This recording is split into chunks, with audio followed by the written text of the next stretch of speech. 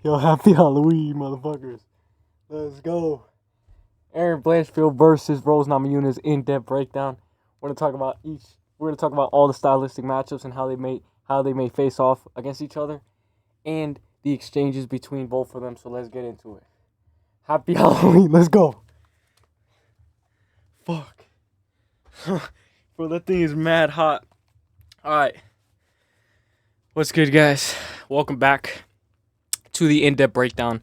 But this is not no prediction video or no 6 best bets video. This is a video of an in-depth breakdown between Erin Blanchfield versus Rose Namajunas. I know a lot of people are expecting that this fight to be boring or not exciting or one of their least anticipated matchups because it's 5 rounds. But this is one of my most intense, most favorable stylistic matchups I've ever seen in the women's MMA flyweight division. If it's not Manon Fiorot fighting, I always look for a good flyweight fight, and flyweight's one of my most favorite women MMA division. So with that being said, Rose Namajunas is a plus 105 underdog, minus 125 for the slight favorite, Erin Blanchfield. We're going to be talking about how Erin Blanchfield can maybe solidify her game, get the game rolling, or how Rose Namajunas can have a little bit more success than a lot of people expect her to. Majority Typology has Rose Namajunas at a 60% and Blanchfield at a 40%. We're going to go into it, and we're going to talk about each and every single aspect of this fight. So, welcome to the in-depth breakdown. Let me show you guys a clip. Life when Erin Blanchfield gets KO'd by Rose.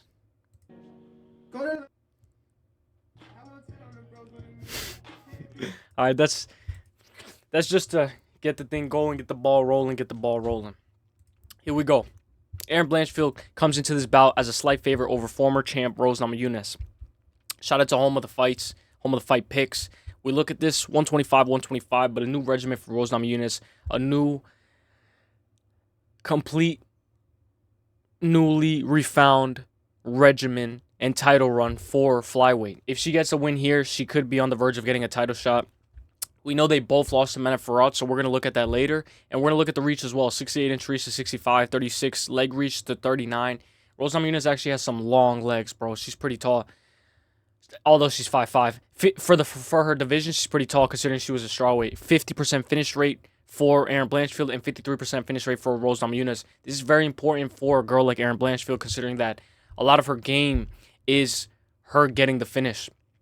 We know that these odds are by Fliff. Fliff tends to fluctuate the odds a lot more than usual. 12-2-0 for Erin Blanchfield and 14-6-0 for Rose Namajunas. But she's faced the toughest, highest echelon of the competition. We're going to look at the beginning of her career, Rose Namajunas, and then we're going to look at the Erin Blanchfield side as well.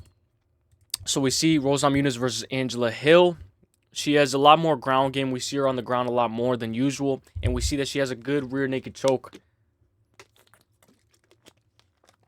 She's good on that squeeze. She's good. I haven't seen her get on top of a person like this in a while where she's completely controlling them like a Charles Oliveira type. But one thing is, like, this is insane, the fact that she's able to do this. And she's able to finish a girl like Angela Hill. She drags her down to the ground. It didn't play for some reason. But she drags her down to the ground. And she wins by rear naked choke submission. In the beginning of her career, she was able to get a lot more finishes than she is now. But we see that a lot of her finishes follow in the same sequence where she's getting that rear naked choke and she drags her opponent down to the floor. And she's getting a really deep rear naked choke over Paige Van Sant, who is no longer in the UFC, and you can make what you want with that. But in my opinion, it shows that she can still have this in her toolbox. She just has to bring it out. This is an old fight. These are old fight highlights, but she drops Watterson with a nice high kick. We know she still has that in her arsenal, and we know that it could be there for her to hit and land on Erin Blanchfield. We know Michelle Watterson has always been one of the toughest fighters of the toughest, and this is her against Miesha Tate, who we know Miesha Tate is very good as well. I'm not sure why it's freezing so much. Like, it did this earlier too. And we know that rear naked choke is one of the deepest rear naked chokes in the game. So it'll always be there. Miesha Tate was throwing a spinning back fist, I believe. And then this is her against Joanna Jędrzejczyk, one of her most notable knockouts, where she's able to close inside the distance, capitalize off of the counter, off of Joanna Jędrzejczyk, land on her chin, and put her out. It was very crazy because it looked like there was no power. It looked like there was no power behind that, and she put her out. Like, nobody expected her to put her out in the first round. If you did, let me know, because that was a very good pick at that time. So in slow motion, we could see it. Drops her with a nice left hook. We know that she has very deceiving power. A lot of people don't expect her to have this type of power, but a lot of her power comes from the accuracy. She just lands on your chin, and boom, lights out. Former strawweight champ, 2-time. Right here against Wei Li. Underdog again. Doing her footwork. Managing distance. Managing her range. Her footwork is one of the best footwork in the entire game of women's MMA. Or in all of MMA. We look at this. They're both playing this game. She sees that Yang Xiaongnang, or not Yang Xiaongnang, Zhang Wei Li is moving her head a lot. And she tends to leave herself open off of exchanges. And boom, she gets her. This wasn't even a counter. This was just in the open. And we know that this was one of her best, if not her best, win in her entire career. In my opinion, she was not only able to knock her out in the first time, but she was also able to win a decision over her as well, which is very impressive. The fact that that kick was able to land and in that close of distance shows that Rose Namajunas can land this high kick anywhere, anytime, any place. This is her. Rose Namajunas gets her flying armbar in 2013 submission of the year. We just have to show this. I know it's old footage, but we have to show everything in the toolbox. The reason why we have to show everything in the toolbox, because it can happen out of nowhere. We know that sometimes these fighters don't train these submissions as often, so it might not happen towards the end of her career, but we know that the submission is there at any time. If anything, we look at her boxing, though, because I don't think she's going to want to be on the ground with a girl like Erin Blanchfield. So we look at her pivot. I like her pivot. Her pivot is just like Jose Aldo, where she goes in, taps the body, and then she moves to the side. Some of the best fundamental boxing. And her coach, Trevor Whitman, is one of the best as well. We know that Trevor Whitman has helped Justin Gaethje, and he's helped a lot of people like Kamaru Usman as well. This isn't Trevor Whitman, but it just reminded me of him looking at him. And then we see Rose Namajunas practice on her get-up game. She gets taken down. She's trying to practice, trying to take the back. And it looks like she's been training. You know, sometimes she takes a long hiatus and she takes a year off or 6 months off. But we know that when she comes back, she always comes back ready to fight. And I thought that this had to be shared because this girl is implementing great grappling. This is one of the best grappling footage that I was able to find off of her training. You know, she simulates the single leg. She gets taken down to her back. And she's learning to scoot out. And she's learning to take the back throughout there. We know a girl like Erin Blanchfield is going to be able to hold her down real tight if she's able to get her down. But we know that Rose Namajunas has been there before. She's been controlled by Zhang Wei Li. She's been controlled by Amanda Ribas, but not for that long. And then she's known to have good get-up game. We do know, though, that it might be a possibility where her strength is not there. Like, Erin Blanchfield could be the stronger fighter in this fight, and she could muscle Rose Namajunas down. But we're going to see this as well. We're just going to look at the the left hook KO of Joanna Jędrzejczyk. I just wanted to show this because it shows that, like, her power is not only undeceiving, but her finishing ability when she senses the finish is there as well. 9 times out of 10, when she senses the finish or when she feels like she's got a finish, she's able to capitalize, able to get good ground and pound, and able to finish the fight in less than 10 seconds because we know that the opponent is wobbling all over the floor because of the kick. We know Joanna Jędrzejczyk wasn't even in the right headspace, like, after the KO as well. And this was crazy because a lot of her game is depending on her mental health, you know, depending on her mental health space, whether she's in a good headspace or not. Rose Namajunas' last amateur fight in 2012 before she turned pro. And we have to mention this because Rose Namajunas has always been this type of fighter where she sneaks in high head kicks, sneaks in a nice 1-2. Is a very good fundamental striker, has good get-up game, has a rear naked choke win here and there, but her main bread and butter is her game to finish her opponent with her hands. Not only her hands, but her entire arsenal, her kicks, her legs, everything. We know that she's always been athletic, she's always been a beast, and she's always been this accurate technician. In my opinion, I think a girl like Rose Namajunas is one of the best technicians in all of women's MMA. When you see her have, like, some weird performances against Carlo Esparza and stuff, that's when it's like, okay, this doesn't look like prime Rose. But now we're going to go into the Erin Blanchfield side where we look at her wrestling and we look at how she is going to look up ahead this fight. She's been training for a while. We know that she recently lost to Manon Fiorot, but we also know that Erin Blanchfield is pretty nice to look at as well. What's up, guys? This is UFC fighter Erin. I have to show this because this was great routine, and we know a lot of people are very high on Blanchfield, so we have to show her grappling department. Blanchfields. I have a technique of the week brought to you by Star Pro. Today we're going to be going over an ankle pick from front headlock. We're going to watch it here live and then break it down. So from here, I have a front headlock with my left. And we can definitely see a position where Rose Namajunas is in this position and Erin Blanchfield is right here. Hand grip with my right hand in the armpit. As my opponent tries to tripod and escape, I'm going to drop my right hand to the ankle and throw with my left hand and then stuff the legs to get ready to pass guard. Try it out. Let me know what you think. I think it's very good. What's up, guys? This is UFC and not only fighter Erin Blanchfield. I have a technique of the week. I think in a position like this where Rose Namajunas is trying to tripod up and she has this head locked in, she's definitely able to grab that ankle pick of Rose Namajunas and definitely able to take her down and re-cement her top position and control. We know in Invictica, Tracy Cortez was fighting. Tracy Cortez and Erin Blanchfield fought in Invictica FC 34. And I have to show this because Tracy Cortez actually won by split decision. But a lot of people don't know that this fight even happened. And I figured that I showed this fight because it's important. I know it happened a long time ago, but it's important in order to see where their fighters are now, considering that they both are in the UFC and they both, honestly, they both are amazing athletes. This was an amazing fight.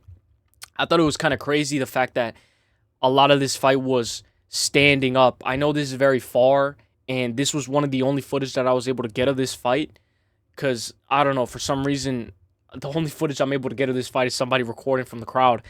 But it's footage. Footage is footage. We see Tracy Cortez try to get in a takedown, and we could tell who's who because Erin Blanchfield is a shorter fighter by a lot. We know Tracy Cortez has some decent striking, but is she known to have the best striking? I don't think so. So this was the beginning of Erin Blanchfield's career, and she was very young.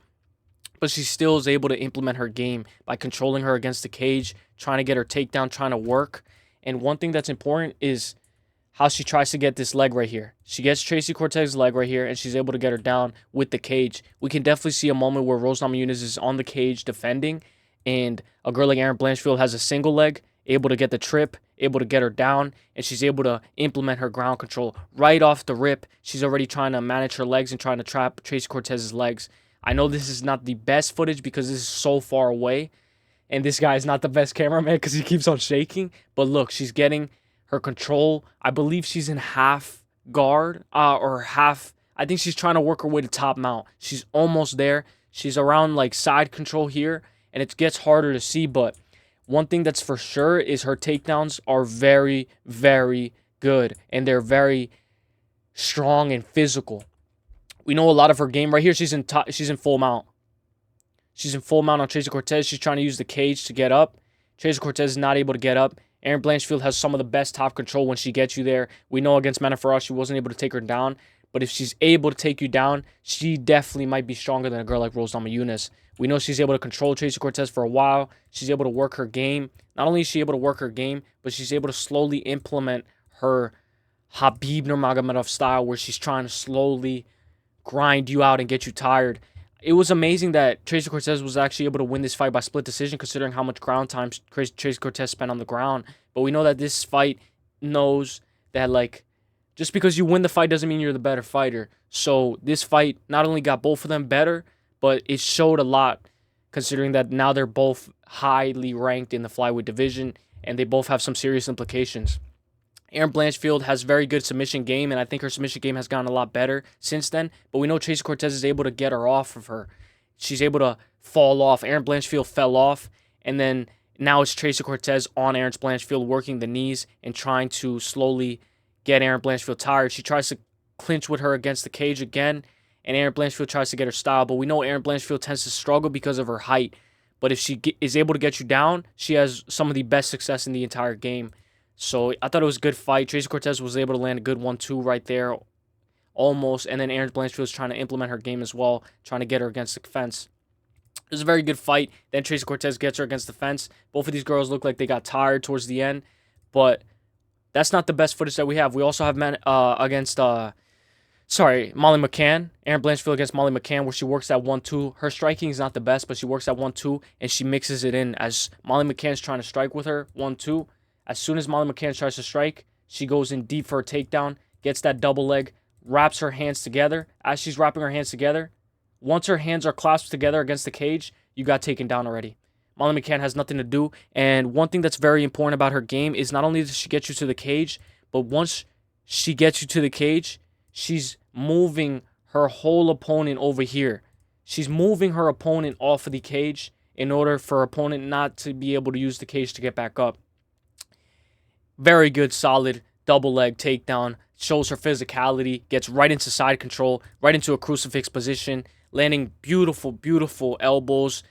Nice little fists, nice little land right there. Good elbows right there. And you know, if Rose Namajunas is in a position where she gets into a crucifix, Rose Namajunas might not be able to get out in that position because I've never seen Rose Namajunas in a crucifix before. So the more and more I look at this fight, the more and more I get more scared for Rose Namajunas, and the more and more I can see implementations and ways for Erin Blanchfield to win this fight. The fact that she's so young into her career and she's able to land 61 significant strikes, 61 ground strikes within 2 minutes and 49 seconds. And I know there's 2 minutes and 49 seconds left of round 1, but there was like 2 minutes and it's only in 2 minutes because the fight is 5 minutes. So when we see that she's able to land this many strikes on the ground when she's in her position, when she's in her bread and butter, this is what a specialist looks like. I think Erin Blanchfield, in my opinion, is a specialist, and I think you need a specialist in order to beat a girl like Rose. The fact that she's landing 104 ground strikes on her opponent, Molly McCann, and she still didn't win out. She said, I'm going to go for a Kimura, and we have to explain how she was able to get that Kimura. She's able to go from crucifix position, and she's getting the arm. She's focusing on Molly McCann's entire left arm, grabs it with 2 hands, and then moves her left leg over Molly McCann's head, controls her arm. By that time, she has 2 hands on one and is pushing her entire arm backwards. And Molly McCann has no choice but to tap. And it's kind of crazy the fact that she was able to work this game and finish a girl like Molly McCann in round 1, because we know a lot of people are not able to finish a girl like Molly McCann in round 1. Very, very impressive. Then right here, we see a beautiful finish from Erin Blanchfield. Very elite against Jessica Andrade. She was able to take her down.